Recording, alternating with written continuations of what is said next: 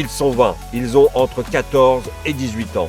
Répartis aux 4 coins de la France, ils ont une seule mission, découvrir les mécanismes des addictions à l'alcool et aux drogues. Ce sont les apprentis chercheurs MAD. Je trouvais ça très intéressant de découvrir le métier de chercheur. Il y a Expert Miami, NCIS, toutes ces séries-là. On se demande si c'est vrai tout ce qu'on voit à la télé. J'avais vraiment une image de la recherche qui était des laboratoires pharaoniques. C'est mis en vrai, moi, je trouve. Parce qu'on fait les manips. L'univers du labo, c'est généralement mystérieux, on ne sait pas trop ce qu'ils font, quelles expériences ils y mènent. Et là, être au cœur du projet, on voit bien que c'est pour, au final, aboutir à des choses très concrètes. À Amiens, Vincent, Maxime, Agathe et Sarah s'intéressent à la consommation d'alcool chez les adolescents. Boire beaucoup en un temps réduit, un comportement qui pourrait avoir des conséquences sur la plasticité du cerveau et sur la mémoire.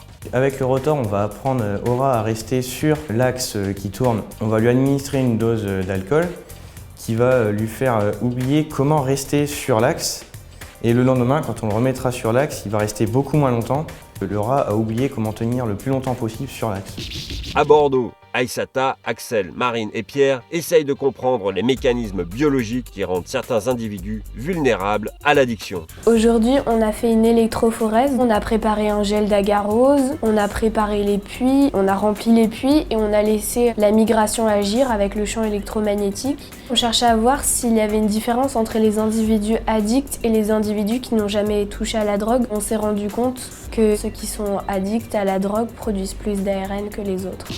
À Poitiers, des rats ont été placés dans des cages avec des jouets. Claire, Maëlle, Makhalil et Salomé vérifient qu'un environnement enrichi peut lutter contre la dépendance aux drogues. On a vu une découpe de cerveau de rat. Cette découpe de cerveau de rat servait pour faire des marquages au niveau des vaisseaux, pour observer au microscope les différents neurones impliqués dans l'addiction. Un des premiers résultats, c'est que les rats en environnement enrichi avaient moins de rechutes que ceux en environnement standard. À Marseille, Axel, Rita, Tiffaine et Ayette observent les conséquences d'une lésion du cerveau sur la dépendance à l'alcool. Le mois dernier, on a fait carrément une opération. Aujourd'hui, on a simplement fait faire des expériences au rat. Donc on leur a fait choisir entre de l'alcool et du sucre pour savoir ce qu'ils allaient préférer. À Paris, Félix, Lou, Zoé et Lucas travaillent sur les conséquences de l'alcool sur les gènes et le cerveau. J'ai utilisé plusieurs pipettes, j'ai rempli des tubes avec, je les ai mélangés, j'ai fait plusieurs solutions. Après, je les ai réfrigérés dans un frigidaire. Et ensuite, je les ai remis dans une machine qui a calculé le taux d'expression des gènes. Lou, elle a travaillé sur des coupes de cerveau de souris. Une chose est sûre, chez les apprentis chercheurs, on ne reste pas les bras croisés. Je m'attendais à plus regarder que faire. On nous intègre totalement dans le milieu de la recherche. On ne vient pas seulement ici pour regarder, on manipule. Le premier jour, j'avais cassé du matériel.